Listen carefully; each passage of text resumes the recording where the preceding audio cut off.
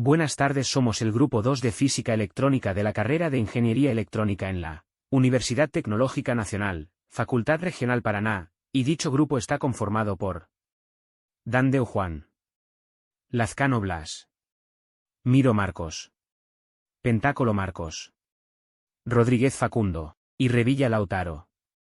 Y nuestra presentación consistirá en una explicación del interferómetro de Michelson-Morley. Pero primero hay que responder. ¿Qué son los interferómetros? Los interferómetros son dispositivos que utilizan el efecto de la interferencia de ondas para medir o analizar propiedades de las ondas. Estos dispositivos pueden analizar todos tipos de ondas, desde ondas mecánicas como las ondas sonoras, hasta ondas electromagnéticas como la luz o las ondas de radio. En este caso nos va a interesar el análisis a ondas electromagnéticas, específicamente ondas de luz. Aquí los interferómetros se utilizan para medir las longitudes de las ondas, anchos de banda, índices de refracción, entre otros. El análisis de estas ondas se realiza gracias a los patrones de interferencia que se producen cuando la luz pasa a través de diferentes materiales o estructuras. En este caso vamos a hablar de un dispositivo en específico de este tipo. Pero existen varios otros, por ejemplo, estos pueden ser el interferómetro de Mach-Chende, o el interferómetro de Sagnac. O también, el interferómetro de Yamin o la interferencia con películas delgadas. Pero del que tratamos en esta presentación es el interferómetro de Michelson-Morley.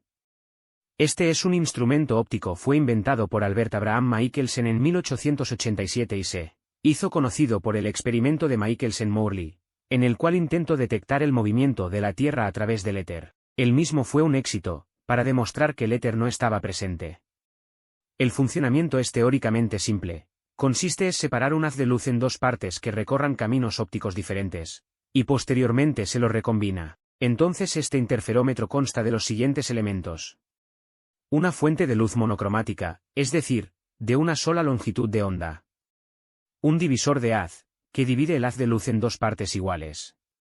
Dos espejos, que reflejan los dos haces de luz. Un detector, que registra las franjas de interferencia.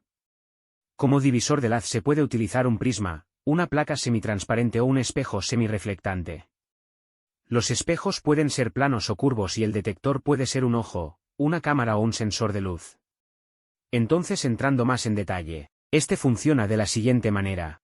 El haz completo proviene de la fuente de luz incidiendo sobre el elemento que separa los haces en dos partes iguales. Ambas partes continúan hasta reflejarse en un espejo y vuelven, para después recombinarse entre sí. Una vez recombinados se aplican sobre el detector para formar el patrón de interferencia tal como se ve en el diagrama. Y el patrón de franjas de interferencia va a depender de la longitud de onda, la distancia entre los espejos y el ángulo entre los dos brazos del interferómetro. Este patrón se puede explicar matemáticamente de la siguiente manera. Y es que, el modelo matemático del patrón de franjas de interferencia de este interferómetro se basa en la teoría de la interferencia de ondas, en donde la intensidad de la luz en un punto del patrón es proporcional al cuadrado de la suma de las amplitudes de las ondas que llegan a ese punto. También, la amplitud de una onda de luz es proporcional a la raíz cuadrada de su intensidad y la amplitud de un haz de luz es proporcional a la raíz cuadrada de su potencia. Además, la diferencia de fase entre dos ondas de luz es la diferencia entre las longitudes de onda de ambas ondas. Entonces, la intensidad de la luz en un punto del patrón de interferencia se puede calcular utilizando la fórmula que se ve. En el caso de este interferómetro, la intensidad de los dos haces que se recombinan es la misma. Entonces, la diferencia de fase entre ambos haces es proporcional a la diferencia de caminos ópticos que recorren, y la diferencia de caminos ópticos es igual a la suma de las longitudes de los dos brazos del interferómetro. Todo esto nos queda en la fórmula como se ve en la presentación. También es importante aclarar algunas aplicaciones que posee este interferómetro, ya que ayuda a comprender el funcionamiento de este, y su utilización para realizar mediciones. Estas aplicaciones son por ejemplo en la industria óptica. Aquí, el interferómetro de Michelson-Morley se utiliza para controlar la calidad de las lentes y otros componentes ópticos. Por ejemplo, se puede utilizar para medir la precisión de un lente o para detectar defectos en una superficie óptica. Se puede utilizar para medir el diámetro del lente, la curvatura de la superficie del lente y la precisión del recubrimiento del lente. Otra aplicación es en la industria de semiconductores en donde, El interferómetro de Michelson-Morley se utiliza para medir el espesor de una película de silicio que se ha depositados sobre un sustrato de silicio. El interferómetro se puede utilizar para garantizar que la película de silicio tenga el espesor correcto para funcionar correctamente como semiconductor. Esto es importante para el control de calidad de los semiconductores. Además es utilizado en la industria de la fabricación. Acá el interferómetro de Michelson-Morley se utiliza para medir la precisión de las piezas fabricadas. Por ejemplo, se puede utilizar para medir el diámetro de un agujero o la separación entre dos piezas. Medir el diámetro de un agujero que se ha perforado en una pieza de metal. El interferómetro se puede utilizar para garantizar que el agujero tenga el diámetro correcto para que la pieza de metal se pueda montar correctamente. O también se utiliza dentro de la industria aeroespacial, en la cual el interferómetro de Michelson-Morley se utiliza para medir la calidad de las superficies ópticas de los satélites y otros vehículos espaciales. Esto es importante para el funcionamiento de estos vehículos. Para medir la calidad de una superficie óptica de un satélite, el interferómetro se puede utilizar para detectar defectos en la superficie óptica que podrían afectar al funcionamiento del satélite. Finalmente vale la pena aclarar el experimento más reconocido para el que fue utilizado, el mismo que le da su nombre. Este es el experimento de Michelson-Morley. Fue realizado en 1887 por Albert Michelson y Edward Morley en la Case Western Reserve, University de Cleveland, Ohio.